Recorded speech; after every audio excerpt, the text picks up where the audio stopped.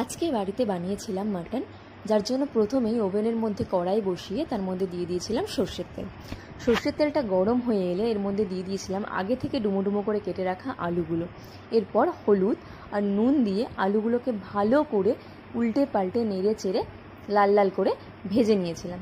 আলুগুলো ভালো করে ভাজা হয়ে গেলে আলুগুলোকে তুলে নিয়ে ওই তেলের মধ্যেই দিয়ে দিয়েছিলাম গোটা গরম মশলা, তেজপাতা, শুকনো লঙ্কা আর গোটা জিরে। সব কিছুকে একটু ভালো করে ভেজে নেওয়ার পরে দিয়ে দিয়েছিলাম কুচিয়ে রাখা পেঁয়াজগুলোকে দিয়ে ভালো করে নেড়ে চেড়ে ভেজে নিয়ে দিয়ে দিলাম 3 থেকে 4টে চেরা কাঁচা লঙ্কা দিয়ে আরও একবার ভালো করে নেড়ে চেড়ে ভেজে নিয়ে দিয়ে দিলাম বেটে রাখা আদা রসুনটা ভাজা ভাজা হয়ে এলে ওর মধ্যে দিয়ে দিলাম কুচিয়ে রাখা টমেটো দিয়ে সব কিছুকে ভালো করে নেড়ে চেড়ে নিয়ে দিয়ে দিলাম হলুদ গুঁড়ো, শুকনো লঙ্কার গুঁড়ো, কাশ্মীরি লঙ্কার গুঁড়ো, ধনের গুঁড়ো, জিরের গুঁড়ো আর স্বাদ মতো লবণ। সব কিছুকে ভালো করে মিশিয়ে নিয়ে দিয়ে দিলাম এতে সামান্য পরিমাণ জল দিয়ে আবারও একবার সব কিছুকে ভালো করে মিশিয়ে নিলাম।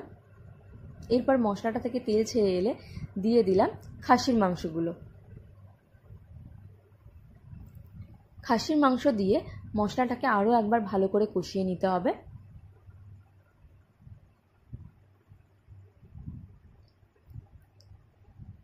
এখানে আমি মাংসটাকে ভালো করে নেড়ে চেড়ে মশলাটাকে কষিয়ে নিচ্ছি। এরপর আমি মাংসটাকে 10 মিনিট মতো ঢাকা দিয়ে সেদ্ধ হতে দেবো। এরপর দেখতেই পাচ্ছ এখানে আমাদের খাসির মাংসটা অনেকটাই কষে এসছে। এরপর আমি এটাকে আরও ভালো করে কষিয়ে নেব।